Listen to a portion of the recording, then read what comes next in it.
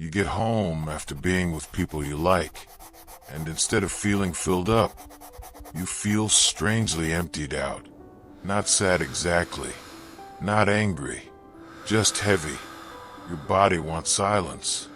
Your mind starts replaying little moments you didn't even notice while they were happening. The joke you forced, the smile you held a little too long, the way you kept matching the mood in the room without ever checking in with your own. And somewhere in that quiet, a question starts forming. Why does being around people leave you, feeling like you need to recover from it? What makes this confusing is that it doesn't always happen after conflict.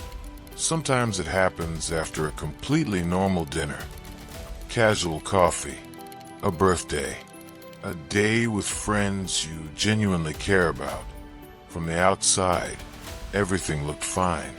You were present, warm, easy to be around. Maybe people even call you calm, thoughtful, low maintenance. But inside, you were working, tracking reactions, adjusting your tone, filling pauses, making sure no one felt awkward, making sure you didn't say too much, or ask for too much, or become too much. And when you live that way long enough, socializing stops being just connection. It becomes a performance with good intentions. That exhaustion is not random. It usually comes from hidden effort. A lot of people think social fatigue means you're just introverted, and sometimes that's part of it. But often the deeper issue isn't how much you socialized. It's how much of yourself you had to manage while doing it. If your nervous system learned early that connection requires monitoring, pleasing, or self-editing, then being with people can feel like background software running the whole time. You're not just talking, you're scanning. You're not just listening, you're reading for danger, disappointment, disapproval, shifts in tone. This is common in people who became emotionally responsible too early. People who learned that staying connected meant staying useful, agreeable, interesting, easy, or emotionally contained. So now, even in safe situations, your brain treats closeness like a task with invisible rules. That's why you can spend 3 hours with someone and come home feeling like your battery was not used, but drained from the inside. Because what wears you out is not only interaction, it's self-suppression. The reframe is important here. You are not weak because you get tired around people. You are not antisocial. And you are not broken because connection sometimes costs you more than it seems to cost everyone else. Your exhaustion may be the residue of adaptation. At some point, your mind found a way to protect belonging. It learned to stay acceptable, to avoid friction, to anticipate needs before they became demands. That pattern probably helped you. It may have kept relationships stable. It may have made you likable. It may have even become part of your identity. But an old survival strategy can keep running long after the original danger is gone. It's like your nervous system still thinks every room has a test in it. A useful way to picture this is to imagine your attention like a phone battery. Most people use it to connect, but if a big portion of that battery is always spent on brightness, location services, and dozens of apps running in the background, the phone dies fast even when you barely touched it. That's what masking feels like. Here's the mental model. Social exhaustion has 2 layers. The first layer is contact. That's normal tiredness from talking, listening, noise, stimulation. The second layer is self-management. That's the exhausting part. Monitoring yourself, shaping yourself, holding yourself in a socially safe form. And that second layer is what usually hurts. So the shift is not to avoid people forever.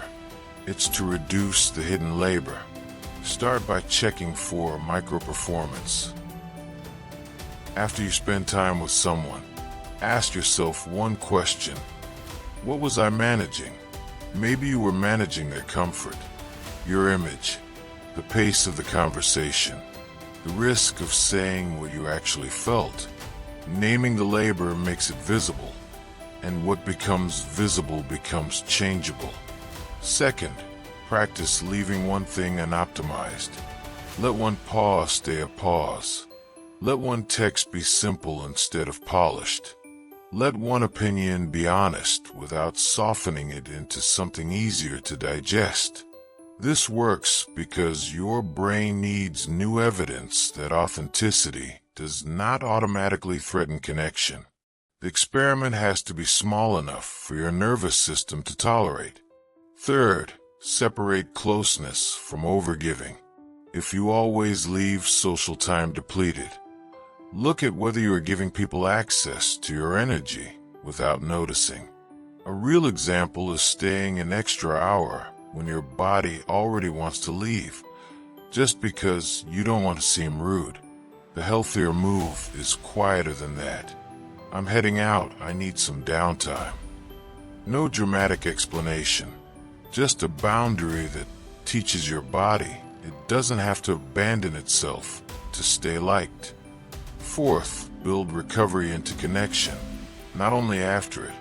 Step outside for 2 minutes. Go to the bathroom and unclench your jaw. Stop performing attentiveness and actually check in with yourself. Regulation works better in real time than as a rescue mission later. When all of this starts to click, something changes. You realize the goal was never to become more social. The goal was to become less split, less divided between the self that feels and the self that manages feeling, less trapped between wanting connection and bracing against its cost. And that exhausted feeling after hanging out starts to make sense. It was never proof that you were bad at people. It was proof that somewhere along the way, being with people stopped feeling simple. The healing is not in becoming louder or more outgoing. It's in making connection safer for the version of you that has been working the hardest in silence. And maybe that's the real relief. Not that you need less people. Just that one day, you may no longer need to leave yourself behind in order to be with them.